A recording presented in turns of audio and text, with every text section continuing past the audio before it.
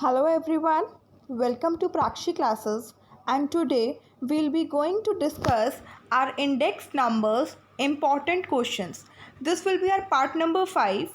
Till part number 4 we have discussed around 4 important questions which are related to the index numbers chapter or the unit. ये BCom programme और BCom honours के students के लिए पूरा एक unit है index numbers, और उसमें जो इम्पॉर्टेंट क्वेश्चंस जिसके थ्रू आपका पूरा एक चैप्टर रिवाइज हो जाएगा, मैं वही इंपॉर्टेंट क्वेश्चंस आपके साथ डिस्कस कर रही हूँ जिससे आपकी रिविजन कंप्लीट हो जाए एंड आप बिल्कुल प्रिपेयर्ड हो जाओ अपने एग्ज़ाम तक। ठीक है, सो ये जो कोर्स है ये BBA as well as BCom program as well as BCom honours के स्टूडेंट्स के लिए बेनिफिशियल है, क्योंकि उनके पास एक पूरा प्रैक्टिकल क्वेश्चन आता है 16 मार्क्स का. So they all have to prepare well for the exam for this unit. तो अगर आपको इस पूरी यूनिट को रिवाइज करना है मेरे साथ, तो ये सारे इंपॉर्टेंट क्वेश्चंस आपको सॉल्व करने होंगे. जैसे जैसे मैं आपको समझा रही हूँ आप उन्हें सॉल्व करें, आप उन्हें एक्स्ट्रा प्रैक्टिकल क्वेश्चन सॉल्व करें अपनी बुक्स में से, जिससे आपकी प्रिपरेशन और अच्छी हो पाए. ठीक है, तो आज जो हमारा ये लेसन नंबर 5 है, इसमें मैं एक और इम्पॉर्टेंट क्वेश्चन आप लोग के लेकर आई हूँ. तो वीडियो को स्टार्ट करने से पहले आई रिक्वेस्ट यू ऑल कि please subscribe to my channel Prakshi classes and bell icon को भी प्रेस ऑन कर दीजिए, जिससे कभी भी नोटिफिकेशन आपको मिल जाएगी कोई भी नई वीडियो अपलोड होती है, so that you can't miss any video part. ठीक है, क्योंकि सारी वीडियोज़ जो हैं वो इंटरकनेक्टेड हैं. तो अगर आप सारी वीडियोज़ को आराम से समझना चाहते हैं तो आपको सीरियल वाइज ही चलना होगा. सो स्टार्ट करते हैं अपने इस लेक्चर के साथ, जिसे जो हमारा पार्ट नंबर 5 है. चलिए देखते हैं हमारा ये क्वेश्चन क्या है. 5th question, with the help of the following data show that index number calculated on basis of arithmetic mean is not reversible while index number calculated on geometric mean is reversible. आपको इस data के through ये बताना है कि अगर आप इस डेटा में अगर आप ज्योमेट्रिक मीन के थ्रू प्राइस इंडेक्स निकालते हैं और अर्थमेटिक मीन के रिलेशन में अगर आप प्राइस इंडेक्स निकालते हैं, तो अर्थमेटिक के कंसेप्ट में जो आप प्राइस इंडेक्स निकाल रहे हैं वो रिवर्सिबल नहीं होता, बट ज्योमेट्रिक मीन के कंसेप्ट में अगर आप इंडेक्स नंबर कैलकुलेट कर रहे हैं तो वो रिवर्सिबल होता है. ये आपको प्रूव करना है. आपके पास डेटा क्या गिवन है? Commodity, price in 2011 and price in 2012. अगर हम एक कमोडिटी की बात करें तो उसका जो प्राइस है 2011 में वो 40 रुपये है और 2012 में इट इज़ 60. फिर अगर हम कमोडिटी बी की बात करें तो price in 2011 is 50, price in 2012 is 80. अगर हम कमोडिटी सी की बात करें, price in 2011 is 20, price in 2012 is 40. और अगर हम कमोडिटी डी की बात करें, price in 2011 is 20, price in 2012 it is 10. Clear? ये हमारे पास डेटा गिवन है. इस डेटा को यूज़ करके सबसे पहले हमें क्या निकालना है? इंडेक्स नंबर निकालना है. क्लियर? तो देखते हैं इंडेक्स नंबर हम कैसे कैलकुलेट करते हैं. सबसे पहली बात आपको पहले ये ध्यान में रखना पड़ेगा. Solution, reversibility of an index number is examined in terms of time because we are given 2 time period. यहाँ पे बेटा हमें ये बोला गया कि जो आप arithmetic mean index number calculate करते हैं वो रिवर्सिबल नहीं है. What does this mean reversible? Reversible का मतलब होता है या तो आप फैक्टर रिवर्सिबल टेस्ट करते हो, या आप टाइम रिवर्सिबल टेस्ट पढ़ते हो, या आप आपका सर्कुलर रिवर्सिबल टेस्ट पढ़ते हो. राइट, हम 3 तरीके के टेस्ट पढ़ते हैं जो एडुकेसी ऑफ इंडेक्स नंबर को हम टेस्ट करते हैं. राइट, अब यहाँ पे हम ये नहीं समझ पा रहे हैं कि हमें कौन सा रिवर्सिबिलिटी टेस्ट चेक करना है. Is it factor, is it time और इज़ इट सर्कुलर टेस्ट? तो अगर आप अपने डेटा पे वापस आएंगे तो आप ये देखेंगे कि आपको जो डेटा गिवन है वो बेटा 2 ईयर्स का गिवन है. एक आपको 2011 का गिवन है और एक आपको 2012 का गिवन है, और एक ही फैक्टर गिवन है प्राइस. दैट मीन्स मैं फैक्टर रिवर्सल टेस्ट तो मैं लगा ही नहीं सकती. क्यों? क्योंकि फैक्टर रिवर्सल टेस्ट बेटा तब लगता है जब आप अपने फैक्टर्स को चेंज करते हो. पर एक ही ईयर में 2011 की बात करूँ तो 2011 में एक तरफ आप प्राइस इंडेक्स निकाल रहे हो और एक तरफ आप क्वांटिटी इंडेक्स निकाल रहे हो. यहाँ पे फैक्टर रिवर्सल टेस्ट लगता है. फैक्टर रिवर्सल टेस्ट वहाँ एप्लीकेबल होता है जहाँ पे आपका ईयर पर्टिकुलर रहता है, that given year, but factors changes. What are the factors? Price change into quantity. पहले आप प्राइस का निकाल रहे हो, फिर आप क्वांटिटी का निकाल रहे हो, बट ईयर 2011 है. अगर मैं टाइम रिवर्सल टेस्ट की बात करूँ तो टाइम रिवर्सल टेस्ट में बेटा फैक्टर सेम रहता है बट पर्टिकुलर ईयर चेंजेस। जैसे अगर आप यहाँ पे देखेंगे, यहाँ फैक्टर प्राइस है, यहाँ पर भी प्राइस है, बट ईयर चेंजेस 2011 है और ये 2012 है। इसका मतलब है अगर मुझे रिवर्सिबिलिटी टेस्ट लगाना है तो मुझे ये टेस्ट चेक करना है टाइम रिवर्सिबल टेस्ट। पहले तो आपको ये इस क्वेश्चन में ध्यान रखना था कि कौन सा रिवर्सिबल लगाना है। क्लियर हो रहा है कि why I not choose factor reversal test या सर्कुलर टेस्ट, क्यों मैंने नहीं चूज़ किया, मैंने टाइम रिवर्सल टेस्ट क्यों चूज़ किया। क्लियर हुआ पॉइंट? ये बहुत ज़रूरी है इस क्वेश्चन को आगे करने के लिए। इसका मतलब है हम जो इंडेक्स नंबर कैलकुलेट करेंगे अर्थमेटिक मीन से और फिर हम इंडेक्स नंबर कैलकुलेट करेंगे ज्योमेट्रिक मीन से, उसके बाद जब हम इंडेक्स नंबर कैलकुलेट कर लेंगे तो फिर हम कौन सा रिवर्सल टेस्ट लगाएंगे, हम लगाएंगे टाइम रिवर्सल टेस्ट, हम फैक्टर रिवर्सल टेस्ट नहीं लगाएंगे। क्लियर हुआ पॉइंट? क्यों? क्योंकि टाइम रिवर्सल टेस्ट हम इसलिए लगा रहे हैं क्योंकि there are two different years and the factor is same. Clear? Okay. अगर आप देखेंगे मैंने लिखा भी हुआ है आप लोग के लिए, ये देखिए reversibility of an index number is examined in terms of time. तो हम टाइम रिवर्सल टेस्ट कर रहे हैं because we are given 2 time periods 2011 and 2012। तो हमें कौन सा टेस्ट करना है? टाइम रिवर्सल टेस्ट करना है। यहाँ तक क्लियर? अब आगे बढ़ते हैं। टाइम रिवर्सल टेस्ट को करने के लिए पहले हमें क्या चाहिए? हमें इंडेक्स नंबर की कैलकुलेशन करनी है, राइट? अब अगर आप ध्यान से देखेंगे तो आपको कैसे याद रहेगा कि हमें इंडेक्स नंबर की जो कैलकुलेशन करनी है वो कौन से रिस्पेक्ट में करनी है, हमें कौन सा मेथड लगाना है। बेटा मैंने आपको जब हमने इंडेक्स नंबर पहले स्टार्ट किया था, वैसे मैंने वीडियोस नहीं प्रोवाइड करी इंडेक्स नंबर्स की, बट जहाँ पे मैं एक्चुअली में पढ़ा रही हूँ अपने कॉलेज में, ठीक है, वहाँ पे मैंने जो क्लास में पढ़ाया था वो ये था कि जो इंडेक्स नंबर्स होते हैं स्टार्टिंग में हम 2 तरीके के मेथड्स लगाते हैं, या तो हम सिंपल एग्रीगेटिव मेथड लगाते हैं या हम simple aggregative price relative method लगाते हैं, राइट? यहाँ पे बेटा सिंपल एग्रीगेटिव मेथड का कोई लॉजिक नहीं है। यहाँ पे कौन सा फॉर्मूला लगेगा? Simple aggregative price relative method.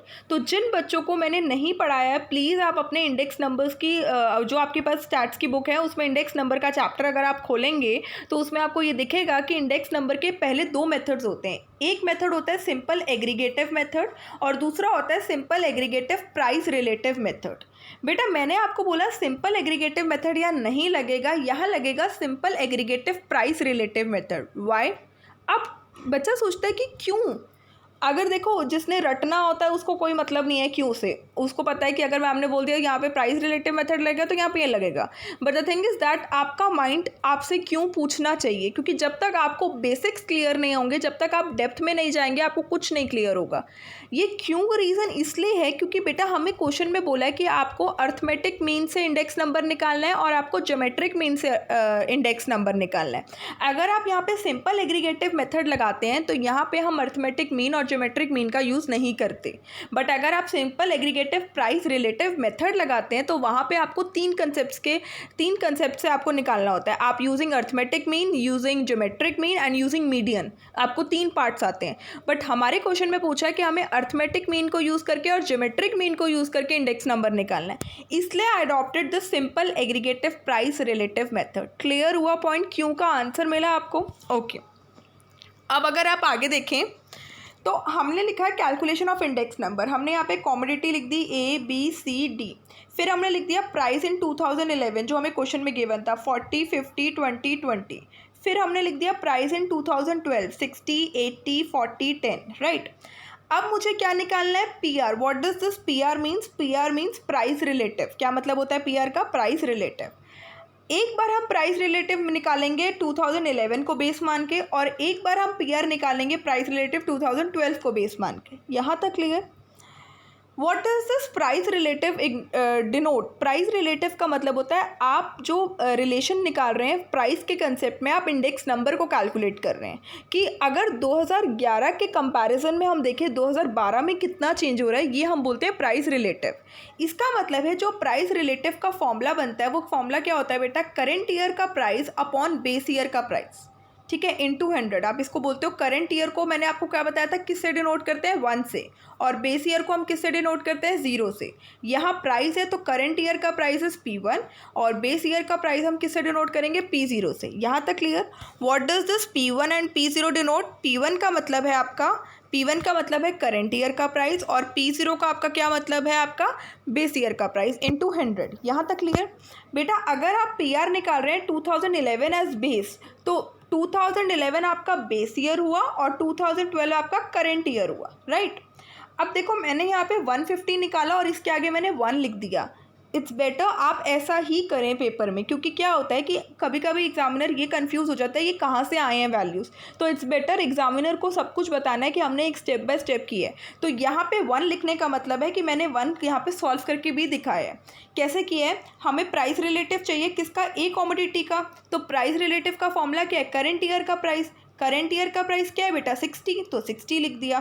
फिर नीचे क्या लिखना है, बेस ईयर का प्राइस। बेस ईयर का प्राइस कमोडिटी ए का कितना है, 40, इंटू 100 कर दिया। 60/40 इंटू 100 किया तो आंसर आया 150। इसलिए मैंने यहाँ पे 150 लिखा और 1 लगा दिया। 1 मीन्स ये मेरी एक्सप्लेनेशन है कि 1 का आंसर यहाँ से 150 आया। क्लियर हुआ। वैसे ही मुझे कमोडिटी बी का निकालना है, तो करंट ईयर प्राइस क्या है, 80 अपॉन बेस ईयर प्राइस क्या है, 50 इंटू 100। ये कितना आ रहा है, 160। तो मैंने 160 के आगे पॉइंट डाल दिया 2, कि दैट मीन्स ये 2 की एक्सप्लेनेशन है। क्लियर हो रहा है पॉइंट। वैसे ही मुझे कमोडिटी सी का निकालना है, तो करंट ईयर का प्राइस 40 अपॉन बेस ईयर का प्राइस 20 इंटू 100। ये कितना आ रहा है, 200। ये देखो मैंने नेक्स्ट स्लाइड पे आपको सॉल्व करके भी दिखाया है। देखो कमोडिटी सी का प्राइस रिलेटिव आ रहा है current year upon base year into 100 is equal to 200। ये 3 मार्क कर दिया। इसके बाद हमें प्राइस रिलेटिव निकालना है किसका, डी कमोडिटी का। तो करंट ईयर का प्राइस 10, बेस ईयर का प्राइस 20 इंटू 100। इसको सॉल्व किया तो 50 और इसको क्या मार्क कर दिया, 4। देखो वापस से अपनी टेबल पे आओ, तो मैंने यहाँ पे 4 मार्क कर दिया, इट इज़ 50। यहाँ तक क्लियर। ये मैंने प्राइस रिलेटिव निकाला है किसके रिस्पेक्ट में, जब हमारा 2011 हमारा बेस है। क्लियर। अब आपने जब अपना PR निकाल लिया, दैट इज़ प्राइस रिलेटिव, अब आपको इस PR की क्या निकालनी है, लॉग वैल्यू निकालनी है। बेटा अगर आपको लॉग वैल्यू नहीं आता निकालने, तो मैंने वीडियो प्रोवाइड करी हुई है मेरे प्राक्षी क्लासेस के चैनल में। आप वीडियोस में देखेंगे तो आपको how to use log table का part number 1 and part number 2 detailed में एक्सप्लेनेशन है। मैं आपको लिंक प्रोवाइड कर दूंगी डिस्क्रिप्शन बॉक्स में, तो प्लीज़ आप एक बार लॉग टेबल को कैसे यूज़ करना है उसमें देख लीजिएगा। बिल्कुल आपको स्टेप टू स्टेप समझाया गया और आपको समझ आ जाएगा। डन। तो वैसे ही अगर आप लॉग निकालेंगे 150 का तो इट इज़ 2.176, फिर लॉग निकालेंगे 160 का तो इट इज़ 2.204, फिर आप लॉग निकालेंगे 200 का तो इट इज़ 2.301, फिर आप लॉग निकालेंगे 50 का तो इट इज़ 1.699। क्लियर यहाँ तक। ये लॉग वैल्यूज़ आपको खुद निकालनी होगी। You are not provided with the calculator, और अगर आप कैलकुलेटर भी लेके जा रहे हैं तो उसमें लॉग नहीं आता बेटा।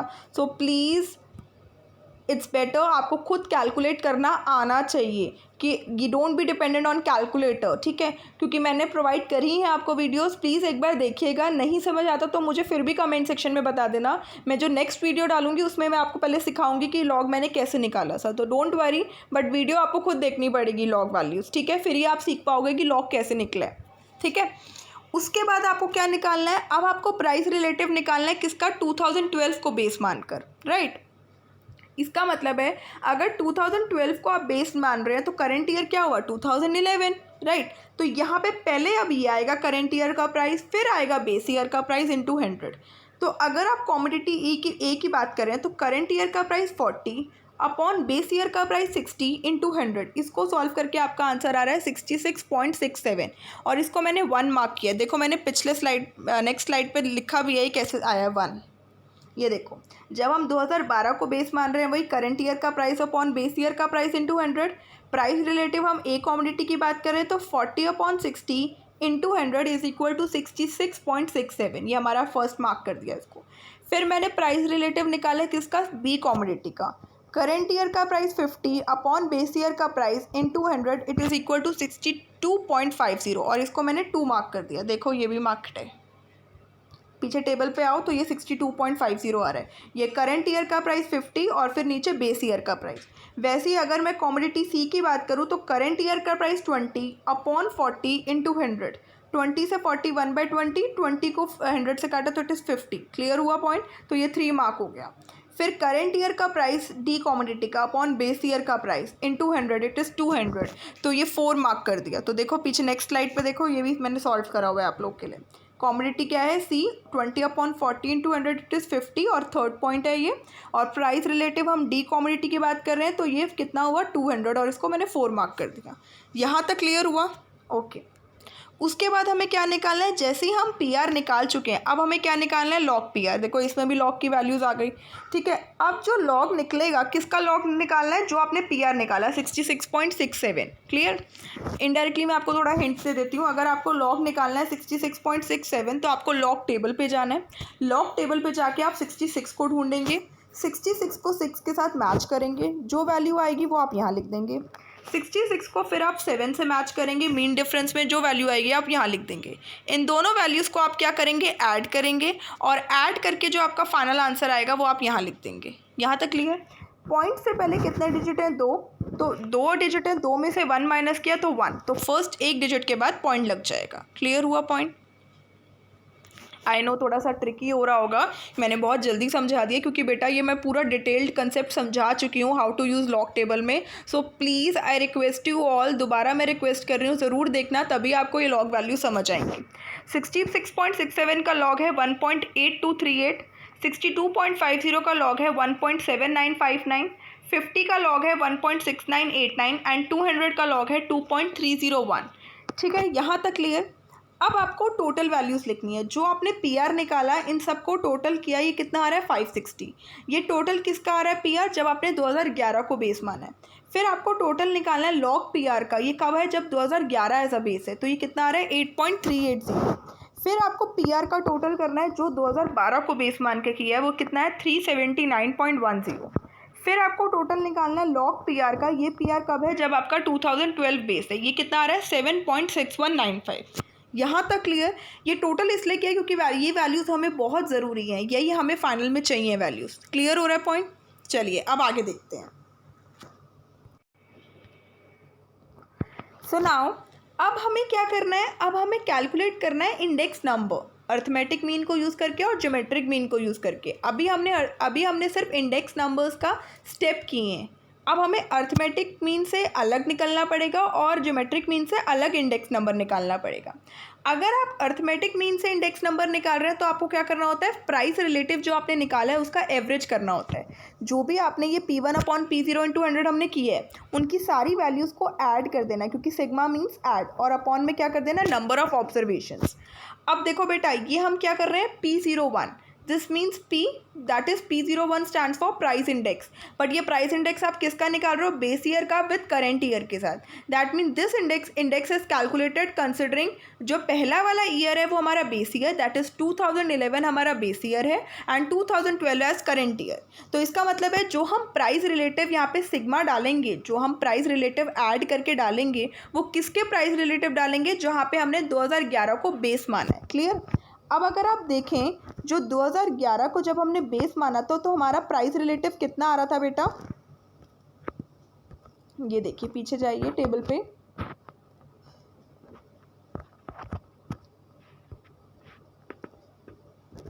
ये देखिए बेटा, हमारा प्राइस रिलेटिव जब हमने 2011 को बेस माना था, ये कितना आ रहा था? 560। और नंबर ऑफ ऑब्जर्वेशंस कितनी है? 4 ही कॉमोडिटीज़ हैं। इसका मतलब है हमें इस 560 को किससे डिवाइड करना है? 4 से, क्योंकि अर्थमेटिक मीन को जब आप यूज़ करते हैं तो आपको क्या निकालना है? Average of price relative.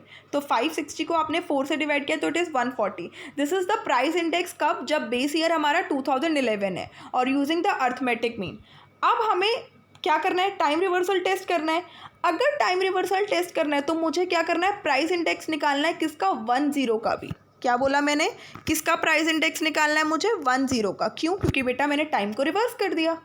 Price index will be calculated considering 2011 as current year and 2012 as base year. This is time reversal. देखो, पहले हमारा P01 था, अब मैंने उसको P01 को चेंज कर दिया P10। This means this is my base year and this is my current year. बात क्लियर हो रही है? तो यहाँ पे आप कौन सा लेंगे? यहाँ पे आप 2012 को जब आपने बेस ईयर माना था, यहाँ पे आप उसका सिग्मा करेंगे प्राइस रिलेटिव का। तो अगर आप वापस पे टेबल पे जाएं, तो देखो बेटा, हाँ सॉरी,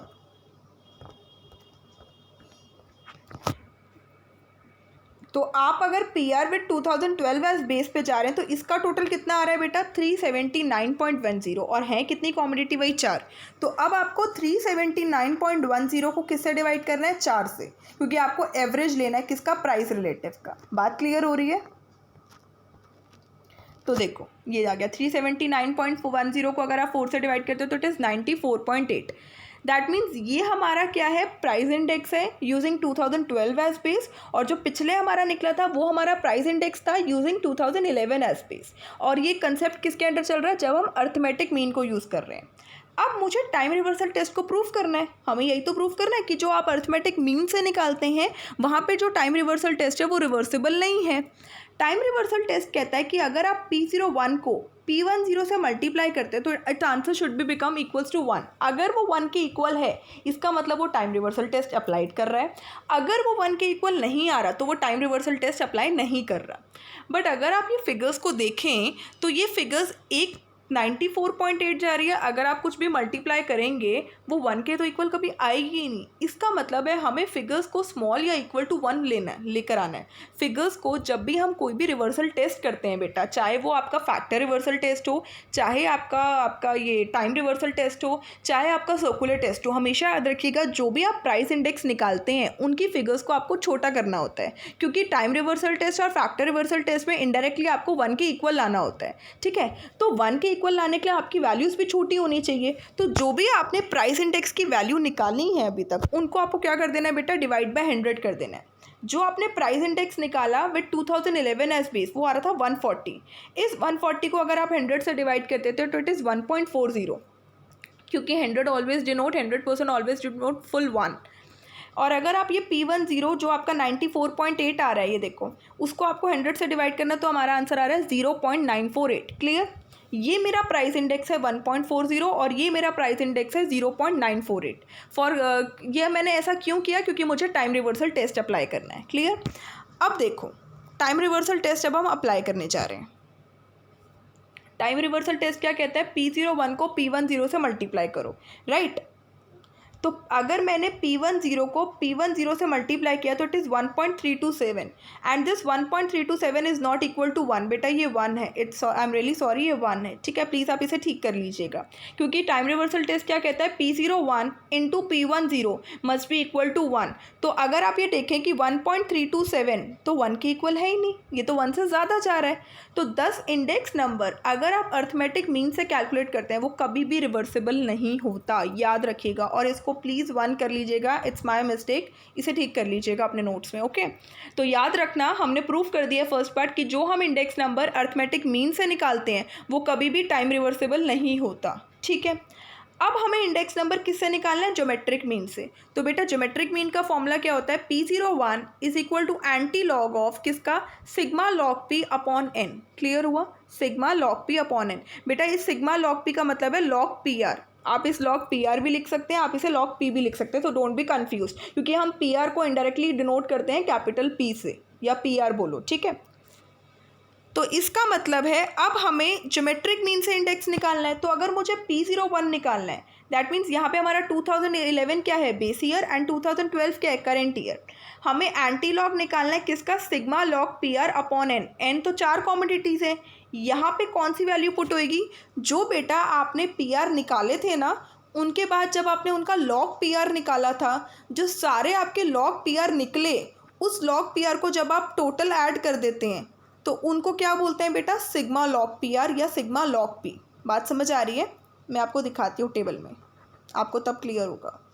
ये देखो बेटा, जो आपने ये PR निकाले उनका फिर जब आपने लॉग PR किया, इन सब का जब आपने टोटल किया, इसे लॉग PR बोलते हैं, सिग्मा लॉग PR। सिग्मा बोलो लॉग PR या इसे बोलो सिग्मा लॉग P, बात बराबर है। तो ये कितनी वैल्यू आ रही है बेटा, ये आ रही है 8.380। बात क्लियर हो रही है, पक्का।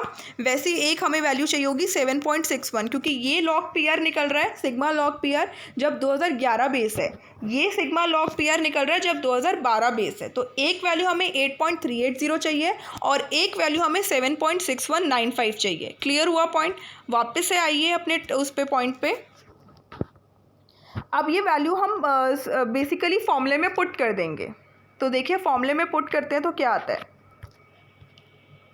तो देखिए एक सेकेंड, सॉरी हम ज़्यादा आगे आ गए।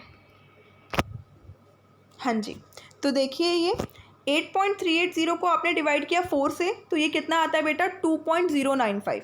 बट यहाँ पे ख़त्म नहीं हुआ, यहाँ पे आपको क्या निकालना पड़ेगा, एंटी लॉग। अब आपको एंटी लॉग सीखना पड़ेगा, वो भी मैंने वीडियोस में प्रोवाइड कर दी है। आप प्राक्षी क्लासेस के चैनल में वीडियोस में देखेंगे तो उसमें है how to use anti log table. इसमें आपका पार्ट नंबर 1 भी है और पार्ट नंबर 2 भी है। दोनों ही पार्ट्स देखना, तभी आपको पूरा कंसेप्ट समझ आएगा और डिटेल्ड में समझाया है, स्टेप टू स्टेप समझाया है। सो प्लीज़ वीडियो को वॉच करना। मैं आप लोगों को डिस्क्रिप्शन बॉक्स में लिंक भी दे दूंगी, ठीक है। तो इसका हमने एंटी लॉग निकाला तो बेटा ये कितना आ रहा है 124.5। तो ये कितना हो गया P01। फिर आप क्या निकालेंगे P10।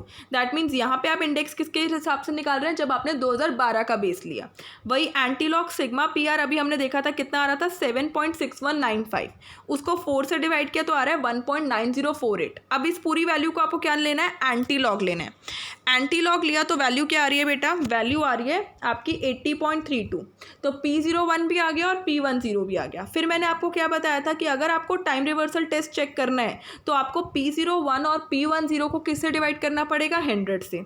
अगर आप P01 को 100 से डिवाइड करते हैं तो बेटा देखो P01 को अगर आपने 100 से डिवाइड किया तो इट इज़ 1.245, राइट, 1.245, ठीक है। और अगर आपने P10 को 100 से डिवाइड किया तो इट इज़ 0.8032। क्लियर?